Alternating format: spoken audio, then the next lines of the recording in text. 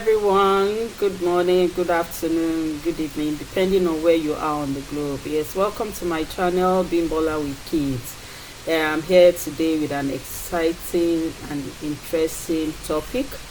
It happens in all homes with mothers, with fathers, and so I'm going to put you through some certain words that we should not use, or phrases we shouldn't use with our children.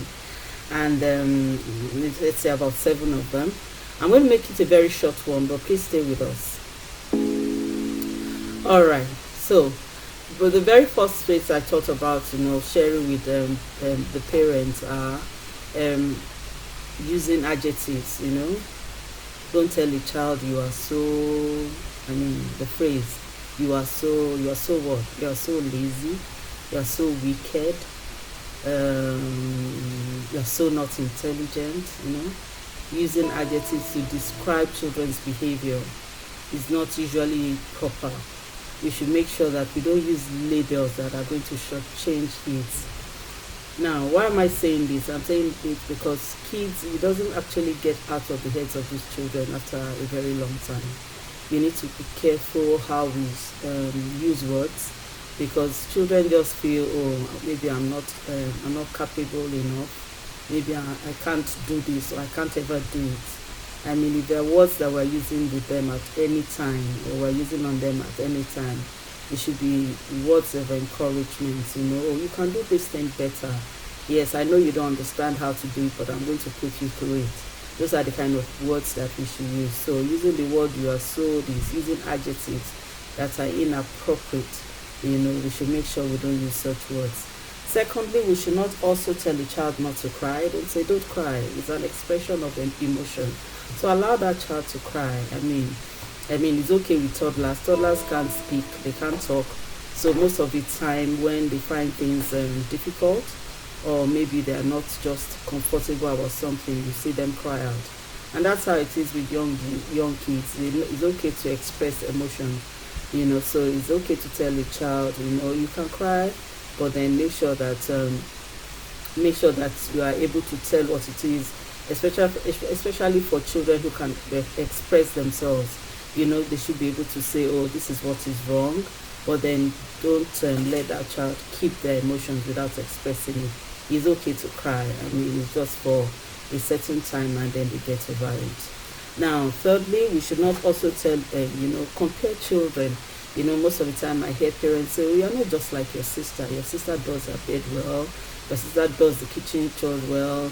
And I don't know why you're behaving like this. You're not just like your sister. She or she cannot be like the sibling. We have to be careful how we compare siblings. Kids are unique, and they have their different abilities. They have their different capabilities. So we have to be we have to be careful the way we stampede them with words like they not being good enough like the other person. Yes, your children have their different their ways. They are just different in one is able to do this, the other is not able to do that. That's the way God created everybody. Nobody's created the same, nobody's created equal.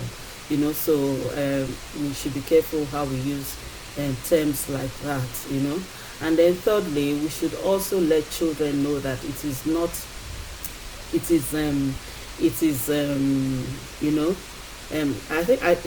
think let me just term it as telling children,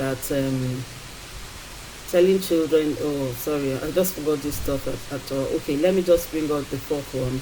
You see women, trying to discipline their children, and then instead of just disciplining the child straight away, they tell you that, oh, wait till your daddy comes.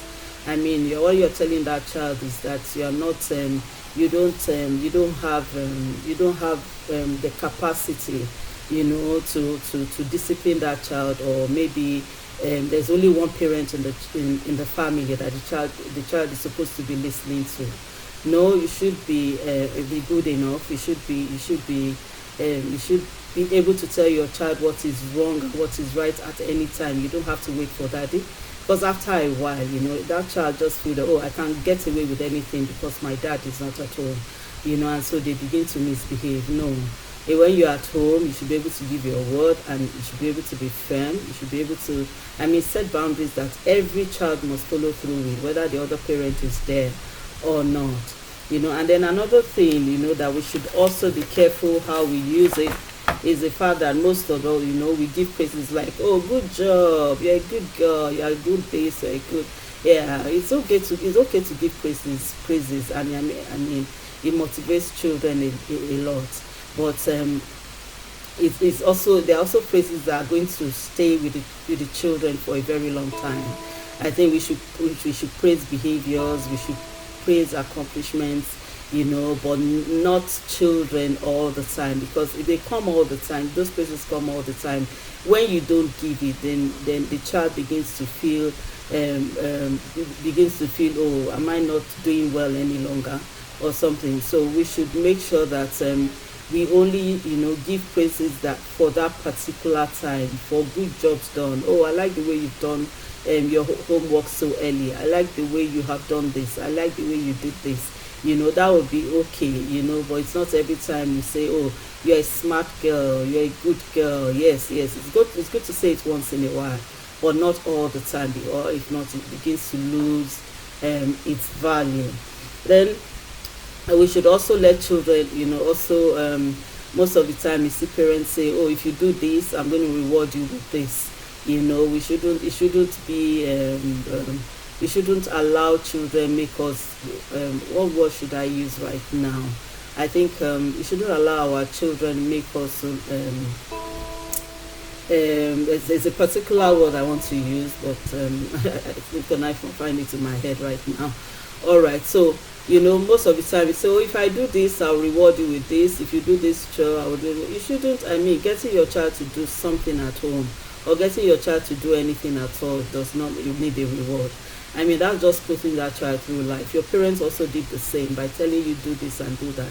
Because you see parents say, oh, okay, I'll take you out, I'll go buy ice cream for you if you do this, if you do that.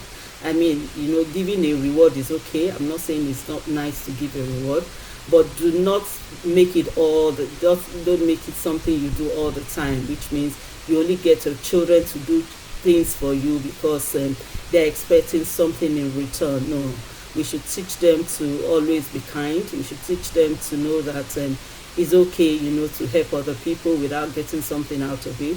We should teach them that it's their responsibility to take care of their home, doing chores at home. It's just something that they learn, for a period of time, and it helps them in the future. So these are some of the tips I think will help us in a home. If you have questions, please make sure to go to the comment center section, to raise your questions. You always get answers for them. And I want to say this is a channel that has come to stay. Please share. Make sure you subscribe to it, and please share with other people. Let other people come on board, because we'll soon start our live programs. I'm going to be doing live where people can actually ask different questions about children. Remember, I told you I'm a mother of 5, 3 boys and a set of twins, and I also have certifications here from Nigeria and all over the world for child behavior and development. So I'm just the right person you should ask these questions. It's been Bola with Kids. Thank you very much. Bye.